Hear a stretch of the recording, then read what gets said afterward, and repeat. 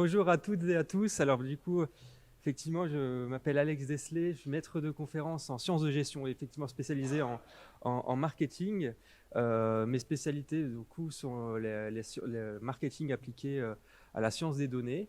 Et au niveau de mes recherches, j'ai quand même une posture assez critique autour de l'éthique du traitement des données personnelles. Et donc aujourd'hui, je vais vous présenter deux de mes recherches qui sont du coup liées, portées par mon laboratoire de recherche qui est le Lumen, qui est un laboratoire en gestion avec différents axes. Et aussi portée par la chaire industrielle Trends. Donc la chaire Trends, elle est portée par Isabelle Cohen-Lachaud, qui est une professeure en marketing euh, spécialisé dans le retail. Et donc, du coup, on a trois acteurs partenaires privés qui travaillent avec nous en collaboration. Donc, on a Leroy Merlin, Boulanger et ID Kids, et qui se posent des questions plutôt sociétales. Et donc, du coup, avec une équipe de 35 chercheurs environ, on les éclaire sur ces questions. Et du coup, je porte deux projets de recherche dans ce cadre-ci. Un premier projet autour des données personnelles, la vie privée en ligne. Donc c'est le premier axe que je vais vous présenter, donc c'est le plus important. Donc la première thématique, donc vie privée en ligne, on va essayer à partir de cette recherche de mieux comprendre les enjeux individuels, donc vraiment l'axe il est individuel et psychologique, relatif à la collecte et à l'utilisation des données personnelles.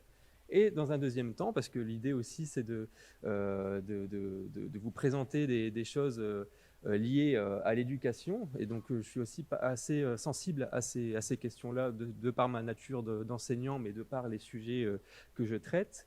Et donc là, j'ai fait une étude avec Boulanger, parce qu'il s'était intéressé à la question des usages numériques de la génération Z. Et donc du coup, je pose la question en ouverture en fait de cette présentation, quels défis pour leur accompagnement. Donc j'ai adressé plusieurs questions dans mes études auprès des jeunes, et on va voir un peu quelles sont leurs attentes, en tout cas leur motivation à apprendre dans ce domaine. Donc voilà, pour commencer, dans un premier temps, vie privée en ligne, qui est mon sujet de prédilection. J'ai fait ma thèse de doctorat sur le sujet. Et donc, comme tout universitaire, il s'agit dans un premier temps de définir un petit peu ce que c'est la vie privée. Et donc ça, c'est déjà quelque chose de très compliqué, puisqu'on n'a pas de consensus scientifique sur la question. La vie privée, elle est étudiée de manière pluridisciplinaire par les psychologues, par les sociologues, etc. Et donc moi, je vais m'attarder sur trois formes de vie privée. Elles sont assez intéressantes. Ça permet de délimiter un petit peu ce que représente la vie privée aujourd'hui dans notre contexte sociétal. Donc on a déjà la vie privée informationnelle, donc, que vous connaissez, qui fait référence à un droit d'un individu de contrôler en fait l'accès, l'utilisation et le partage, la diffusion de ses données personnelles. Donc le RGPD en vigueur traite notamment de cette idée-là, même si effectivement il y a encore quelques limites, on va le voir, notamment quand on va étudier un contexte particulier qui est celui du commerce en ligne notamment.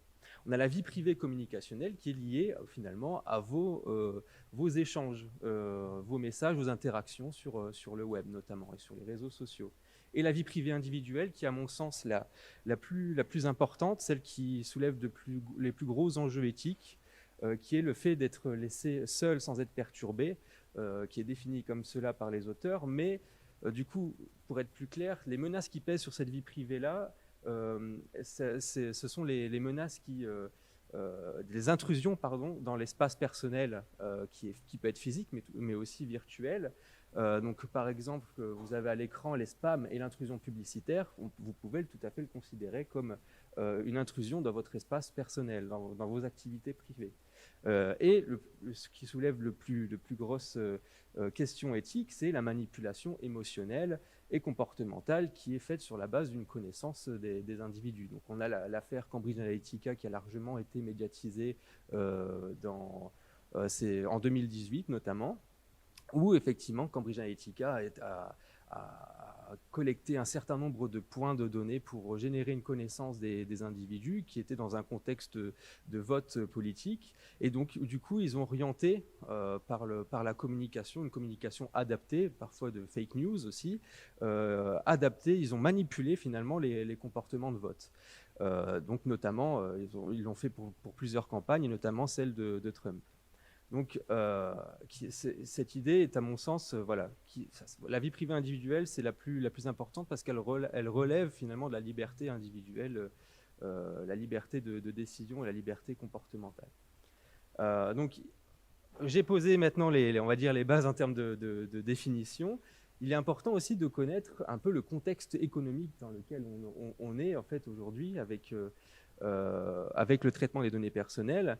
Et donc, on a Shoshana Zuboff qui a fait un formidable travail donc c'est plus de 700 pages d'analyse finalement pour analyser le capitalisme de la surveillance, pardon, c'est ce qu'elle a appelé comme phénomène. Et en fait, ce capitalisme de la surveillance, il commence par la découverte d'un surplus comportemental. En fait, à la base, au début des années 2000, les données comportementales qui ont été collectées sur les utilisateurs étaient pour améliorer le service en lui-même. Pour améliorer le service. Si on parle de Google, par exemple, toutes les données et les métadonnées qui étaient collectées dans les moteurs de recherche étaient pour améliorer les requêtes suivantes ou pour générer des nouveaux services, style traduction, par exemple. Mais ils ont découvert, effectivement, la pression aussi des investisseurs ont fait qu'il fallait générer de l'argent. Et ils se sont rendus compte qu'avec le surplus comportemental, ils pouvaient se générer pas mal de bénéfices. Et finalement, ce surplus comportemental sont vraiment toutes les données qui, notamment via les cookies et plus, les données virtuelles qui sont collectées, qui alimentent en fait l'intelligence artificielle, qui est un peu comme le nouveau moyen de production de ces acteurs du numérique, de ces géants, style Google, Facebook, si on prend les plus gros acteurs publicitaires aujourd'hui, et qui fabriquent en fait des produits de prédiction sur le comportement des utilisateurs. Et ces produits sont vendus sur ce qu'on peut appeler des nouveaux marchés de comportement futur. Donc c'est les Google AdWords, le Facebook Ads par exemple. Et du coup, finalement, ce nouveau marché implique finalement un nouvel impératif, l'impératif de prédire les comportements.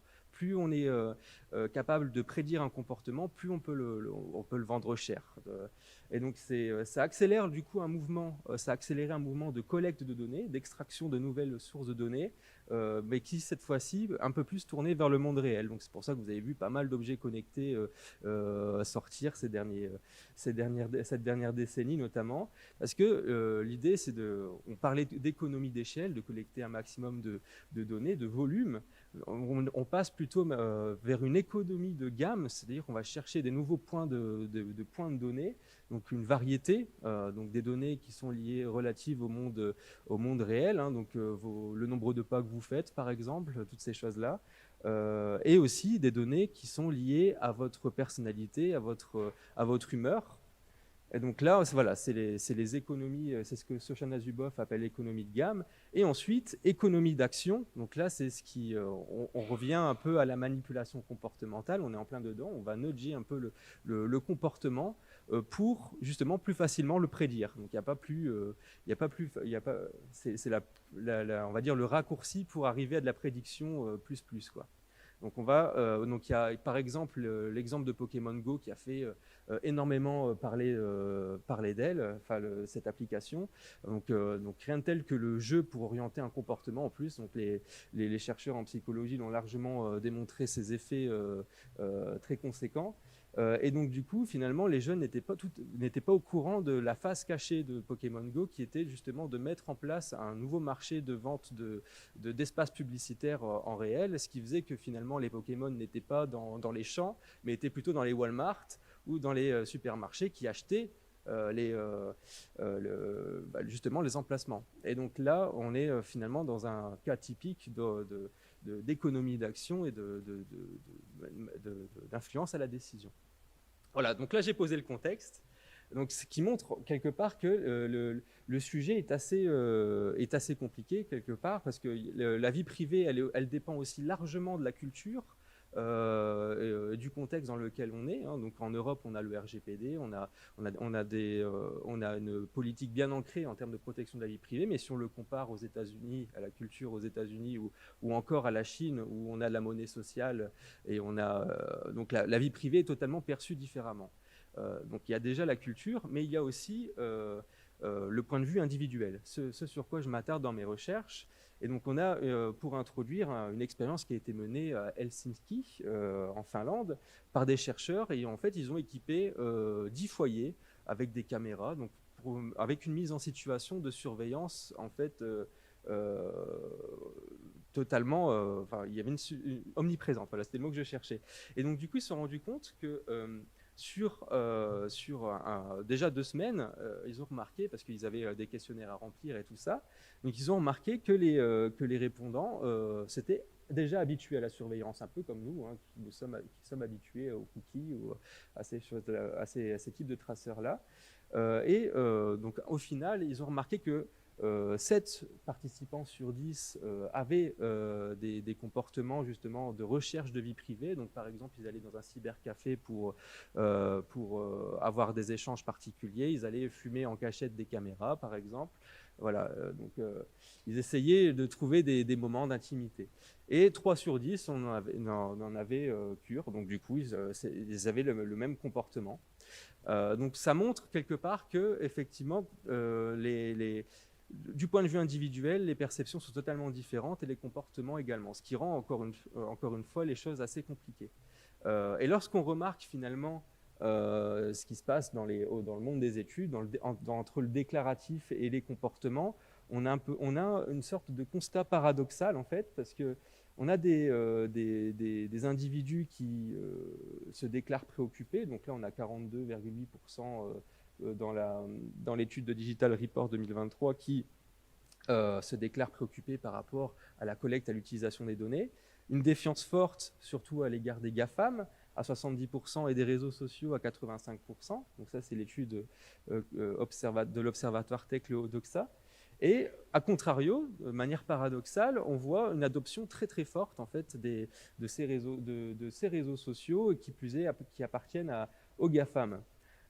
Et ça, ce phénomène-là, en fait, la littérature scientifique l'a largement étudié depuis les années, enfin, a largement en fait identifié plutôt ce phénomène qu'ils ont appelé le paradoxe de la vie privée, qui reflète tout simplement une dichotomie entre ce que les gens déclarent, leur attitude, et leurs préoccupations et leur comportement en matière de protection des données personnelles. Et donc, du coup, c'est depuis 1977 exactement qu'ils ont découvert ce phénomène paradoxal. Et donc, comment la littérature scientifique parvient à expliquer ce paradoxe? Donc, avec un modèle théorique qui est assez simple, vous allez voir, je vais l'expliquer. Là, il est vulgarisé, simplifié. Donc, c'est la théorie du calcul de la vie privée qui nous dit tout simplement qu'un comportement, le comportement d'un individu relatif à la vie privée, qui peut être la divulgation de ses données personnelles, l'opt-in, l'évitement, aussi la falsification de ces données, va dépendre d'un calcul entre les risques et les bénéfices de sa divulgation. Ce calcul, qui est rationnel ou non, hein, d'ailleurs je vais y revenir, dépend du niveau de préoccupation en matière de vie privée d'un individu, donc c'est son niveau d'implication par rapport à ces questions, qui lui-même dépend en fait de facteurs un peu plus situationnels, contextuels, qui sont liés au type de données demandées. Vous n'allez pas avoir le même niveau de préoccupation si on vous demande votre géolocalisation par rapport à vos données bancaires, par rapport à votre adresse, etc. Donc tout dépend aussi du contexte. Et donc ça, les chercheurs l'ont largement étudié. Et aussi, ces éléments-là ces perceptions dépendent des caractéristiques propres à l'individu. Donc les chercheurs ont aussi montré les liens avec les traits de personnalité, les caractéristiques démographiques, et aussi si les individus ont expérimenté une mauvaise expérience d'atteinte à la vie privée au préalable. Et donc là, tout va changer au niveau de la chaîne que je vous ai présentée. Et donc les chercheurs au départ, donc dans les années justement 1970-80, ils se sont dit que le calcul était rationnel. Sauf que ils se sont vite rendus compte que justement dans le résultat, ils avaient toujours ces résultats paradoxaux, et ils se sont dit bon, il y a certainement des biais cognitifs, donc ils en ont ajouté, et d'autres, ils ont ajouté des biais cognitifs dans le modèle, et d'autres se sont dit finalement les perceptions des risques diffèrent totalement des avantages. Et pourquoi? Parce que aujourd'hui, le monde numérique se complexifie de plus en plus, et donc l'individu, même la vie d'un individu se complexifie de plus en plus, donc il manque d'attention, de temps et de moyens aussi pour comprendre comment se protéger. Et donc parfois, donc ça c'est d'autres recherches qui l'ont montré, que finalement dans les perceptions des individus, il y a une certaine distance psychologique qui fait que les consommateurs ou les individus perçoivent les risques à plus long terme que les bénéfices. Et ça explique pourquoi on a autant d'adoption de réseaux sociaux et d'autres applications qui peuvent justement qui génèrent de la défiance à la base, parce que les bénéfices les avantages finalement à s'abonner à ce genre d'applications sont perçus tout de suite. Donc effectivement, ils sont perçus tout de suite. Par exemple, justement le fait d'être connecté avec d'autres pairs, le fait de pouvoir, tous les bénéfices sociaux que proposent les réseaux sociaux, par exemple. Donc ça, on met les risques finalement sont totalement parfois occultés.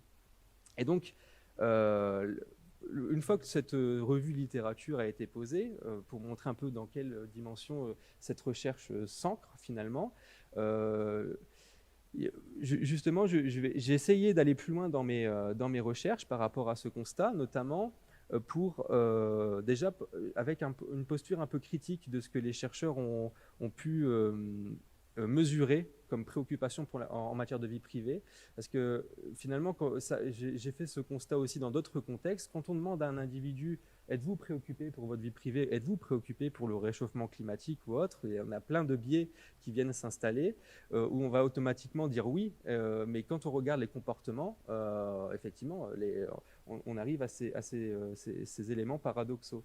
Donc du coup, je me suis un peu plus attardé sur ce qu'on appelle la vulnérabilité, les perceptions de vulnérabilité des individus, qui vraiment correspond un peu plus à ce qui se passe en fait en situation, qui correspond un peu plus aux pratiques et qui est d'autant plus important parce qu'il répond aussi à une composante émotionnelle. Et donc, je me suis posé la question de recherche suivante, quels sont les facteurs et les mécanismes en jeu dans la perception de vulnérabilité, s'il y en a une d'ailleurs, relative aux données personnelles. Et donc la vulnérabilité, elle a déjà été étudiée dans plein d'autres contextes de consommation aussi, dans divers marchés. Et donc voilà, j'ai répliqué un modèle dans le contexte des données personnelles et des échanges d'informations. Et donc j'ai mené des entretiens de groupe auprès de 32 consommateurs pour arriver justement à un certain modèle que je vais vous présenter par la suite. Alors, du coup, j'ai investigué, j'ai posé plusieurs questions projectives à mes groupes, et afin de savoir, donc du coup dans le contexte du commerce en ligne, quelle était finalement la nature déjà des perceptions de vulnérabilité. Et pour mieux comprendre aussi par la suite quels sont ce qui détermine ce sentiment de vulnérabilité et qu'est-ce qui en résulte. Donc dans un premier temps, j'ai découvert qu'il y avait déjà des facteurs structurels, c'est-à-dire qui dépendent des pratiques des entreprises, et ce qui fait que ce qui engendre ces perceptions de vulnérabilité.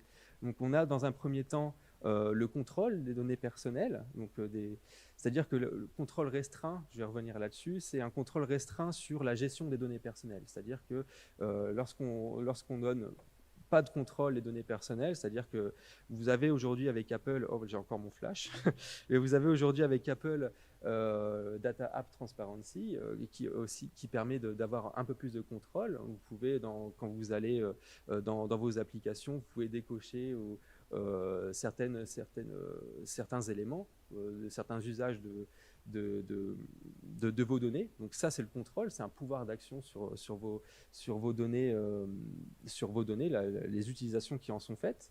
Et donc ça, on a remarqué que c'est ce contrôle restreint qui engendre ces sentiments de vulnérabilité, mais aussi un manque de transparence des modes de collecte et d'utilisation des données personnelles. Donc qui aujourd'hui, levez la main, qui consulte avant d'acheter un produit les chartes de confidentialité de boulanger ou autre? Personne, parce qu'en fait on est un peu dans un dark pattern, c'est-à-dire que leur vocation, et on ne va pas leur jeter la pierre, leur vocation c'est de satisfaire les juristes, mais ils n'ont pas encore réfléchi à comment mieux informer le consommateur.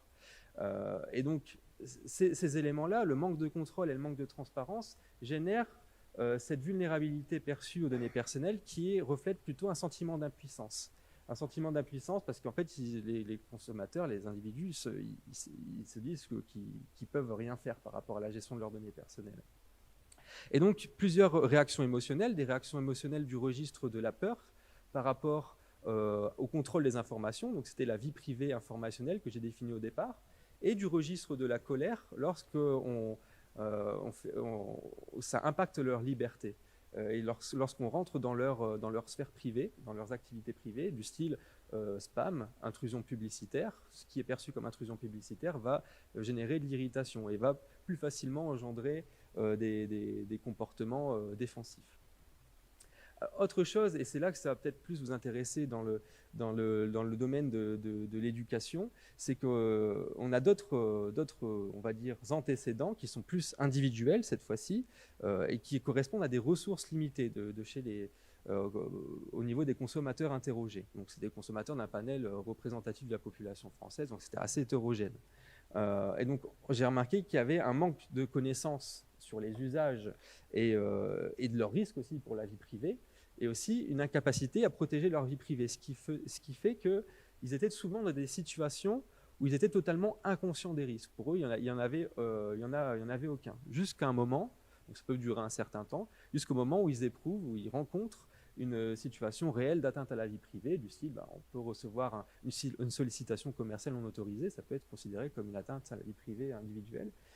Et le fait d'arriver à un tel événement va justement engendrer cette perception de vulnérabilité. Et cette dernière implique justement des manœuvres d'adaptation de la part des interrogés, mais principalement, ça implique une résignation à se protéger. Donc ça a été aussi corroboré avec la littérature. On a des auteurs qui appellent ça fatigue de la vie privée, on a plein d'autres éléments où en fait l'individu, et donc ça correspond directement aux ressources limitées, se dit qu'il n'y a aucun moyen de protéger sa vie privée, alors qu'il en existe. Mais voilà, il est totalement dans un état de résignation.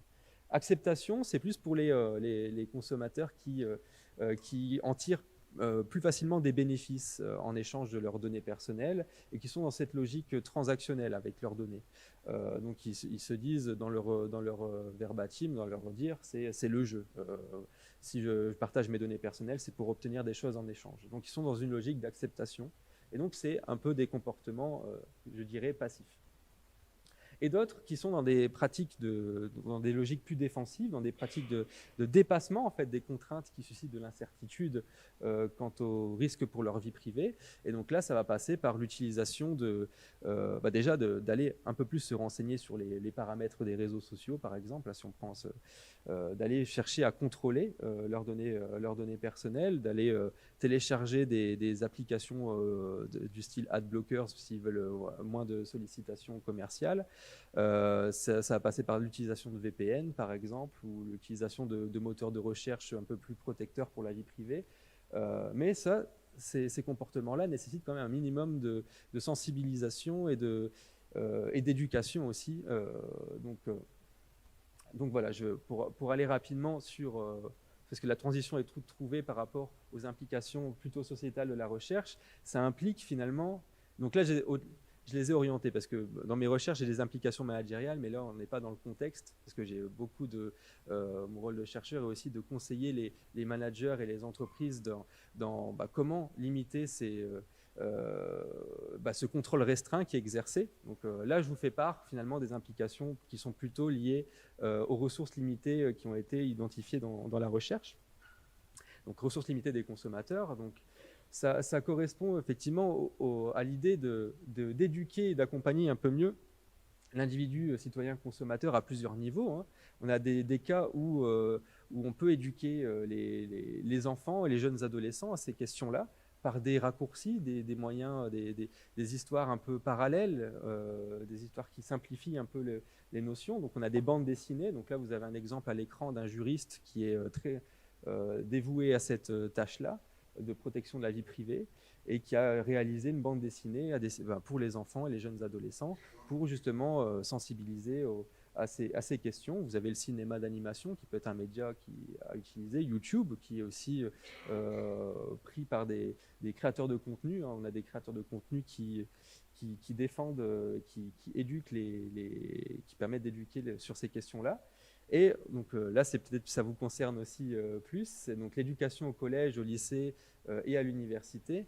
Et autre élément qui me concerne, parce que je suis vraiment acteur aussi là-dedans au niveau de mes cours à l'IAE, mais d'éduquer les futurs pratiquants en fait. Hein. Donc là, dans des cours de marketing digital ou des cours de marketing et data science, enfin des publics pour ces publics-là, mais des sensibilisations déjà au cadre réglementaire en vigueur, mais aussi une réflexion éthique sur la question.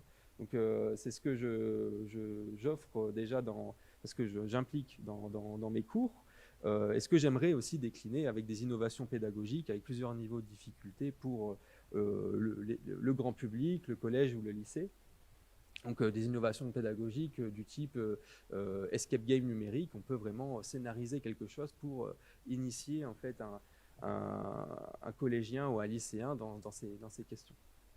Voilà, donc on arrive à une recherche qui est beaucoup plus courte, hein, mais qui ouvre un peu sur les usages numériques de la génération Z. Alors pour contextualiser un tout petit peu, donc Boulanger a une fondation, Boulanger, qui en temps de Covid a aidé les jeunes, a fait des prêts, des dons de matériel, et donc du coup était vraiment intéressé à étudier ce phénomène de fracture numérique. Et du coup de comprendre plus largement finalement quels étaient les usages numériques des jeunes, aussi pour mieux les accompagner. Et donc on s'était posé des questions de recherche assez simples, hein, du type quel type de fracture numérique touche les jeunes Français et quelles en sont les causes et les conséquences. Donc là, c'était vraiment un focus sur la fracture numérique, mais on a quand même ouvert sur les usages généraux. Donc on a fait un questionnaire en ligne auprès de 500 individus donc âgés de 18 à 24 ans et des entretiens en face à face dans des collèges un peu plus avec des zones socio-économiques plus défavorisées pour justement aller voir quelles étaient les différentes barrières à l'accès au numérique. Donc du coup, déjà peut-être pour mieux comprendre la fracture numérique, elle a été conceptualisée de cette manière. C'est qu'il y a plusieurs niveaux de fracture numérique. On a un premier niveau qui est largement connu, qui est l'accès physique à la technologie. Je possède ou pas un ordinateur. Ça peut être aussi le type de matériel. Je peux avoir accès au numérique exclusivement via un smartphone et la connectivité également. La connectivité, parce qu'on a des zones qui sont plus défavorisées en termes de connectivité que d'autres, des zones peut-être plus rurales. Et deuxième niveau, parce qu'on a beau avoir accès au numérique, on peut avoir justement un déficit en termes de compétences pour pouvoir les utiliser pleinement. Et troisième niveau, c'est qu'on a beau avoir accès, beau avoir les connaissances, les résultats de notre utilisation peuvent être négatifs. Et donc on a essayé d'analyser ces trois niveaux dans notre recherche. Et donc, on a déjà, au niveau de l'accès au numérique, on a découvert avec notre étude qui était sur un public un peu plus vulnérable, 3 types de fractures d'accès. Donc, une fracture de type d'accès au numérique, c'est-à-dire que les jeunes étaient plutôt par exemple, dans une non-possession d'un ordinateur. Ils pouvaient, dans certains cas aussi, le partager avec la famille, donc un seul ordinateur pour le foyer. ou le partager avec un ami, c'était un cas plus rare, ou c'était un prêt de l'école ou d'une association. Ça peut être aussi un manque de connectivité, parce qu'on a eu certains jeunes aussi qui avaient une connectivité assez limitée, comme vous pouvez voir le verbatim juste en dessous. Si je n'ai pas de connexion chez moi, je suis obligé d'aller à la gare pour avoir le Wi-Fi, donc là c'est une extraction, mais c'était pour parler avec ses amis par exemple, parce qu'il y a certains jeunes qui ont encore des forfaits prépayés pour leur connexion. Donc troisième fracture d'accès, c'est relatif à la performance. Donc on a aussi des manques de moyens économiques aussi. On conserve le même smartphone depuis un certain nombre d'années, on a dû reconditionner ou autre, ce qui fait qu'on a des appareils connectés qui sont peu performants. Parfois qui tombent c'est surtout au niveau de la batterie que ça peut poser problème. En tout cas, qu'on a une occurrence en termes de réponse là-dessus. On voit que aussi, donc, dans les statistiques qui sont à côté, au niveau de l'étude quantitative, qu'il y a une préférence au niveau des smartphones. Donc ça, on en était déjà intuitivement au courant, avec 90% qui estiment que leur smartphone est performant. A contrario, on voit que les ordinateurs sont moins privilégiés, avec 84% de possesseurs et 73% qui estiment que, donc 3/4 qui estiment que leur ordinateur est performant par rapport à leurs usages. Donc je vais un peu nuancer parce qu'on a certains jeunes aussi leurs usages est tourné autour des jeux vidéo et non pas sur d'autres usages du type bureautique ou autre. Alors, lorsqu'on s'intéresse aux compétences, on voit que les jeunes, et que ça correspond à l'usage, plus un jeune va utiliser un device, plus on va l'utiliser nous-mêmes, plus on va acquérir des compétences. Là, dans le premier point, c'est qu'on a remarqué que la quasi-totalité de nos répondants, et même les profils un peu plus vulnérables, maîtrisaient le smartphone et la tablette, c'est à peu près le même système d'exploitation, et ont généralement appris à les utiliser seuls. Et souvent, voilà, c'est le contexte social aussi qui aide à un partage de connaissances. Et la maîtrise de l'ordinateur, du coup, elle est plus disparate. Hein. C'est ceux qui ont un accès restreint à un ordinateur, par exemple, avec un prêt ou un partage au foyer, vont se sentir en retard par rapport à leurs camarades. Et voilà, l'utilisation d'un ordinateur, il est plus varié. Hein. Quand on a des cas où les parents ils maîtrisent totalement l'ordinateur et on a un transfert de connaissances, mais on a d'autres cas où c'est seulement l'école qui est garant de l'apprentissage sur l'utilisation de l'ordinateur. Et là, effectivement, on remarque qu'ils se sentent aussi en retard à ce niveau-là. Donc là, j'ai passé rapidement, je vois que le temps file. Ce qui m'intéresse un peu plus, et c'était un peu plus le message que je voulais faire passer aussi, c'était au niveau de l'utilisation. On se pose tous des questions de l'utilisation du numérique de nos jeunes qu'on a en cours. Et donc là, on va commencer par ces premières moyennes. Donc en moyenne, hein, donc là c'est en semaine, les jeunes qu'on a interrogés sur l'échantillon représentatif de 500 jeunes, on a une utilisation de 5h45 sur leur smartphone. Et quand on fait une moyenne de leur utilisation des réseaux sociaux en week-end ou en vacances, on est à quand même 7h10 par jour. Et donc, ce sont des chiffres qui ont pas mal étonné aussi Boulanger, qui ne s'attendait pas forcément à de scores aussi hauts. Et ce qui est intéressant, c'est qu'on a, dans le dire et des jeunes qu'on a interrogés en entretien, qu'on a une certaine prise de conscience en fait, d'un usage excessif, mais parfois d'une addiction. Une addiction plutôt au divertissement. Et j'entends plus par là les réseaux sociaux où on est passif, et donc là l'économie de l'attention, je pense que vous avez été éclairé sur la question ce matin, où les mécanismes de ces réseaux sociaux-là, avec la dopamine, permettent justement de retenir un peu plus les utilisateurs. Donc ils sont, comme vous pouvez le voir sur les verbatims, voilà, ils sont conscients.